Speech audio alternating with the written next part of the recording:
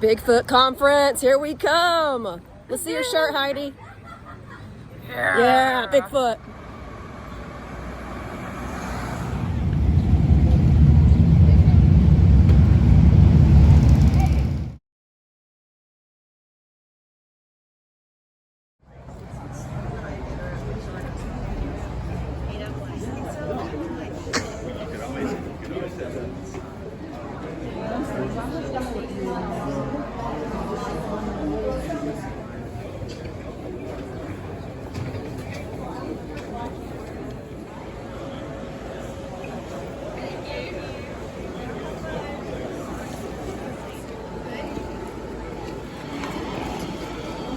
Bigfoot.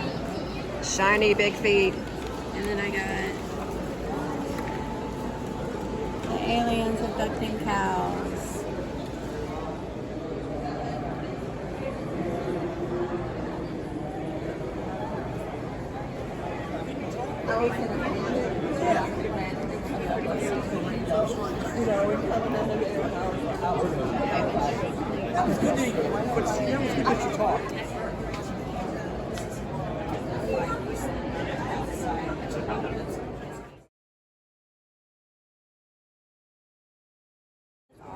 Oh, good. It's great to meet you. Thank you. Hi there. So many people under one roof with a passion for this subject, because when I first got started in this like 20 years ago, it was pulling teeth to find anyone else to talk to the subject about. Either through networking with other researchers or professional academics or scientists who have evaluated what physical and trace evidence that we do have, coupled with the massive body of testimonial claims, stories, encounter narratives, etc. The model that makes Calvin Coolidge State Park at a mountain appropriately called Terrible Mountain. And I had a terrible night because at 3:30 I woke up and it wasn't a dream. Something was messing with the tent. I'm at a campsite in a remote area and dollars are far from me, so I'm looking, are they seeing and hearing what something is messing with the top of the tent. It's big, it's breathing hard, and I can hear the vibration of the footsteps. I got that ominous feeling like I did flash back to 86 and Greylock not far away. Get out of there. So I quietly, with military precision, like my son's Air Force officer right now in Germany, a 28-year-old, I precision got out of there, packed the stuff quick. It had been kind of lousy, kind of wet, not so great. Bothered my allergies, dampness and all that. I packed out of there. I could see the conical head, the huge shoulders on this thing. 2 hours outside of Steamboat Springs, up in the mountains, primitive camping. With a group of 5, I led a group out one night into a canyon. We had daytime scouted this canyon area and had a swamp in the center of it, and forest, intermittent forest. And we heard knocks during the day. So it brought us back there at night, and we picked a spot we could be viewed. Best practice of these things is try to get in a place where they give them the high ground, but where they can come and get around and view you. And then you do normal things. You don't act like a hunter. You do things that are provocative. And so we picked a spot we could be viewed. We had some string lights. We were twirling around, and I was playing harmonica. We were singing. And that all sounds pretty goofy, but you do stuff like that in the woods at night, you're comfortable, and if they're there, they'll come around. Well, they did. They came around and they were behind us, and they do military things, so they'll take northeast, southwest positions around you. But we saw eye shine in the woods. It was kind of an amber color, stick breaks. They were whistling back and forth over the top of us. So we knew they were there. One thing that I've learned with Bigfoot over the years of researching, and I had a research area in Wisconsin I was in every week, gifting and dealing with them, is, when you see something happen over here, always look over there. So this is where it gets a little weird, but bear with me. So 5 of us were in this spot, and it was harmonious. It was not a difficult situation. They were around. We saw over the top of the Stone Canyon wall a cue ball colored, hard to say size, could have been softball or baseball, maybe bigger, orb come out over the top of the canyon wall and float above us. And so we all had our eyes transfixed on this because it was moving with intelligence, like it was viewing us. And And this is going on several seconds. I would say 30 seconds when I decided to look back down the trail. And a woman next to me was a sheriff in New Mexico. She did too. And at about 30 yards down the trail behind us, standing in the middle of the trail, was about a 6.5 foot tall, both brownish black Bigfoot.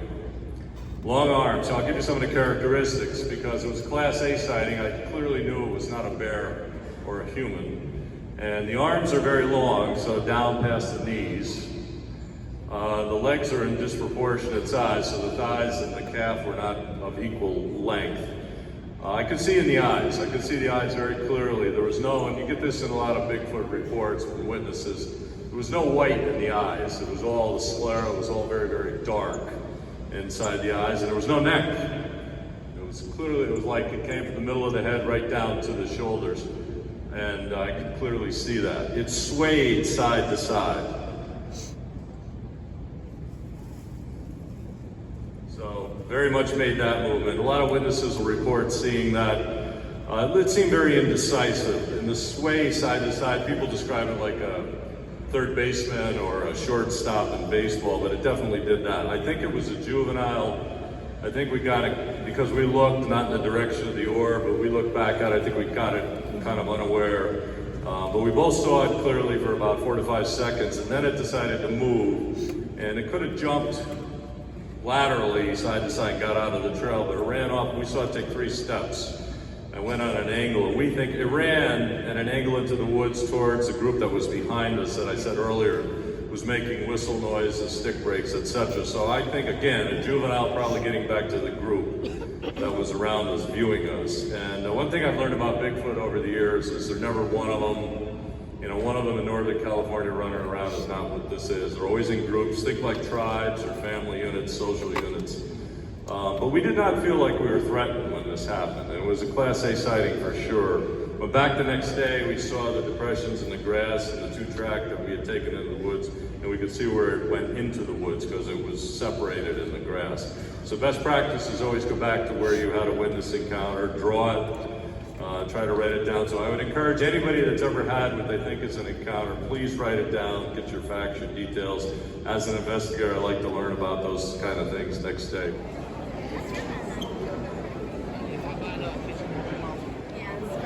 Don't you think?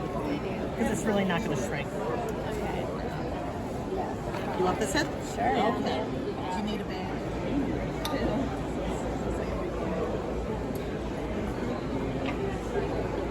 The second time I saw Bigfoot was in Salt Fork State Park just this last September.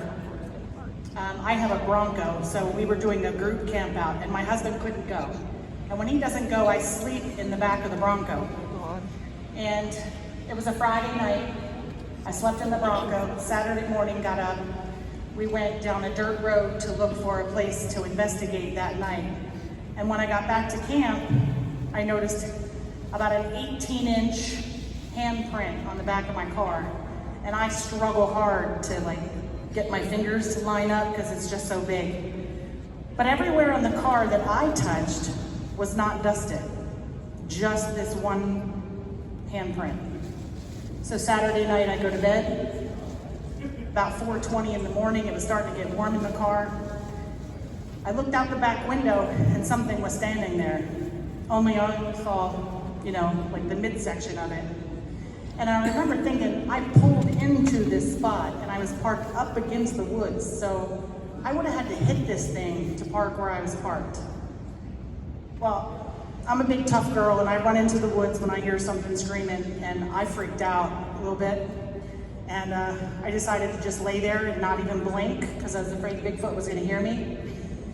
And a couple minutes later, when I looked back, he was gone. So when I got up in the morning, I packed really fast and I got out of there. I never said a word to anybody. And on the way home, I called the organizer and I said, "You're not gonna guess what happened last night." And he said, "I'll call you back." I was like, what? The lady that was slept in her tent across from me also got up at the same time, and she saw it standing there behind my car. She scoped it with her thermal binocular, and there was something standing there, only it doesn't take pictures. I know. So no picture of the Bigfoot standing behind my car. But that would be the 2 Class A sightings that I've had. And if you've ever seen a Bigfoot, the first thing you do is go into detective mode, because I right away went, okay, so my car from the ground to the roof is 5.5 feet, just guessing. And all I saw was this, like from the chest to the waist, that's all I saw. So figure 7.5, maybe 8 foot tall this thing had to be. But